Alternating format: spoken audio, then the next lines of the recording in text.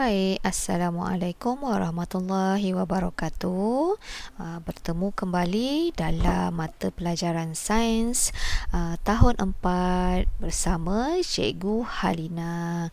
Baiklah, saya harap semua anak-anak tahun 4 cerdas, berada dalam keadaan yang sihat dan ceria.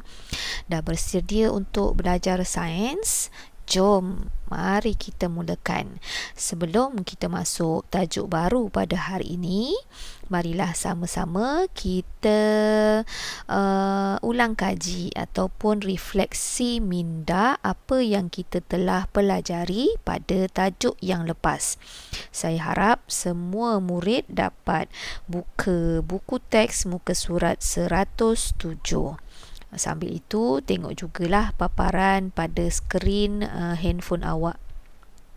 Baiklah, pada pelajaran yang lepas, apa yang kita dah pelajari ialah kita belajar tajuk apa dia? Tajuk cahaya. Okey, cahaya ialah apa sifat cahaya? Sifat cahaya ada 3, iaitu cahaya bergerak lurus, cahaya dapat dipantulkan dan dapat dibiaskan. Baik, objek lut sinar. Apa maksud objek lut sinar? Objek yang membenarkan semua cahaya melaluinya.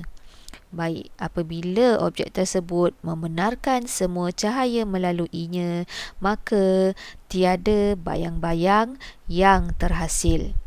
Okey, objek yang kedua ialah objek lut cahaya. Apa maksud objek lut cahaya? Objek yang membenarkan sebahagian cahaya melaluinya. Objek yang membenarkan sebahagian sahaja cahaya melaluinya. Maka ada bayang-bayang yang terhasil tetapi tidak jelas. Seterusnya ialah objek legap. Apa maksud objek legap? Objek legap ialah objek yang tidak membenarkan cahaya melaluinya. Apa dia? Objek yang tak benarkan cahaya melaluinya. Maka apabila cahaya tidak boleh melaluinya atau tidak boleh menembusi objek legap, maka bayang-bayang yang terhasil adalah sangat jelas. Baik, apakah dia faktor yang mempengaruhi saiz bayang-bayang? Ada 2 faktor yang mempengaruhi saiz bayang-bayang, iaitu jarak di antara objek dengan sumber cahaya. Apa dia sumber cahaya ni? Iaitu lampu suluh contohnya. Okey, lampu suluh. Yang kedua, apa faktor yang mempengaruhi saiz bayang-bayang? Jarak di antara objek dengan skrin. Kalau awak buat eksperimen bersama-sama dengan saya masa kelas online yang lepas, mesti awak faham faktor yang mempengaruhi saiz bayang-bayang. Baik, seterusnya kita belajar faktor yang mempengaruhi bentuk bayang-bayang. Bentuk bayang-bayang sesuatu objek ini boleh berubah-ubah bergantung kepada orientasi objek. Macam mana kita letakkan objek tersebut, sama ada menegak ke menegak ke, melintang ke. Okey, itu adalah orientasi objek, macam mana kita meletakkan objek tersebut. Dan yang kedua ialah kedudukan sumber cahaya. Kita letakkan lampu suluh tersebut daripada arah mana? Depan ke, sisi kanan, sisi kiri, ataupun daripada sebelah atas. Baik, apa kegunaan pantulan cahaya dalam kehidupan seharian kita? Kita gunakan pantulan cahaya dalam kehidupan seharian kita sebenarnya, tapi tanpa kita sedar bahawa itu adalah prinsip sains, iaitu pantulan cahaya. Okey, apa dia kegunaan dalam kehidupan seharian kita? Cermin muka kita guna hari-hari. Baik, betul. Cermin muka adalah salah satu prinsip pantulan cahaya, iaitu cahaya boleh dipantulkan. Cermin muka memantulkan cahaya dari muka ke mata kita. Cahaya daripada sekeliling kita dipantulkan daripada cermin muka ke mana? Ke mata kita. Seterusnya, aplikasi pantulan cahaya dalam kehidupan seharian adalah cermin pergigian. Kalau pergi dekat klinik gigi, ada jumpa cermin pergigian macam dalam gambar ni kan. Okey, cermin pergigian juga adalah salah satu aplikasi pantulan cahaya. Macam mana dia berfungsi?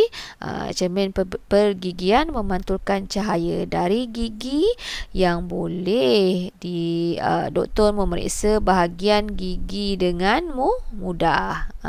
Okey, bahagian gigi kita yang dalam-dalam tu kan, susah nak tengok. Takkanlah doktor nak masukkan cermin muka yang besar tu pula. Okey. Baik, seterusnya ialah cermin cembung. Cermin cembung ni memantulkan cahaya dari objek yang terlindung ke mata kita. Baik, cermin cembung ni ada dekat Medan ni kalau awak perasan, ataupun dekat Summit tu pun ada. Dah lama kan kita tak pergi keluar kan. Okey, dekat Medan, dekat Simpang Y tu. Okey, ada cermin cembung dekat simpang yang nak keluar ke Medan, dekat-dekat dengan Taman Botani tu kan, daripada Medan tu. Kalau awak tengok sebelah kanan tu ada cermin cembung bulat, tapi cermin cembung tu saya tengok dah uzur, dah rosak, dah tak berapa jelas. Okey, cermin cembung yang dekat simpang tersebut membolehkan kita melihat kenderaan daripada sebelah kiri, daripada atas tu Okey, tapi kena juga tengok, jangan berpandukan cermin cembung itu sahaja. Okey, seterusnya dua cermin dalam periskop. Periskop ni digunakan dekat mana? Di kapal selam. Okey, dua cermin dalam periskop ini memantulkan cahaya dari objek yang terhalang ke arah mata pemerhati. Baik, kalau kita boleh buat aktiviti ataupun kelas dalam talian, nanti saya tunjukkan rupa bentuk cermin cembung. Baik, seterusnya kita masuk pada fenomena pantulan cahaya pula. Okey, ini dia gambar rajah sinar cahaya. Ini adalah sinar cahaya yang dituju kepada permukaan cermin. Okey, yang ini sinar pantulan. Okey, yang ini sinar tuju. Dan ini pula ialah sinar pantulan. Okey. Seterusnya apabila yang ini adalah pembiasan cahaya. Apa maksud pembiasan cahaya? Apabila cahaya bergerak melalui dua medium yang berbeza. Yang ini adalah udara, mediumnya, dan ini adalah air. Daripada udara, cahaya bergerak masuk ke dalam gelas yang berisi air ni. Medium dia dah bertukar. Medium dia dah bertukar air kan. Yang sini medium dia udara. Okey, maka pergerakan cahaya akan berubah. Fenomena ini dinamakan pembiasan cahaya. Itu yang kita tengok kalau kita masukkan sudu dekat dalam cawan yang berisi air, kita tengok seolah-olah sudu itu bengkok. Okey, kita masukkan duit shilling, seolah-olah duit shilling itu kelihatan sangat besar berbanding dengan saiznya yang asal. Baik, seterusnya pembentukan pelangi. Macam mana pembentukan pelangi terjadi? Saya dah minta untuk awak jalankan eksperimen kan, macam mana nak buat pembentukan pelangi. Tahniah pada Amanda. Amanda dah buat eksperimen tersebut dan dia hantar gambar pada saya. Tahniah Amanda. Okey, cahaya, macam mana pelangi terbentuk? Cahaya matahari apabila selepas hujan itu ataupun sedang hujan panas, ada cahaya matahari dan ada titisan-titisan air hujan. Okey, cahaya yang terkena pada titisan air hujan itu akan dibiaskan dan terbentuklah pelangi. Okey. Itu sahaja untuk kita imbas kembali topik tajuk cahaya. Seterusnya pada hari ini kita nak belajar tajuk yang baru, iaitu bunyi. Dengar betul-betul penerangan saya. Ada aktiviti yang awak kena buat selepas ini, tapi kena dengar betul-betul, fahamkan betul-betul. Okey? Apakah bunyi? Tengok muka surat berapa ni? Buku teks muka surat 111. Dalam gambar di muka surat 111 banyak aktiviti yang menghasilkan bunyi. Contohnya apa yang dekat atas ni? Burung ini menghasilkan bunyi. Seterusnya ada brother. Brother main gitar ini juga menghasilkan bunyi. Seterusnya kereta yang dekat tepi ni. Dia bunyi pin pin pin. Dia bunyi horn. Kenapa? Sebab ada seorang budak melintas jalan tanpa menoleh kanan kiri. Zoom, berdesup dia melintas jalan. Maka kereta itu membunyikan horn. Pin, pin. Baik, seterusnya ada seorang perempuan atau seorang wanita sedang bercakap di telefon. Pun suara itu menghasilkan bunyi. Kucing yang dekat sini pun tidak ketinggalan. Miau, miau. Menghasilkan bunyi juga. Dan penjual gerai buah-buahan ini mempromosikan, mari RM2, RM2, buah apple RM2, RM2. Itu pun menghasilkan bunyi. Sama ada kuat ataupun perlahan.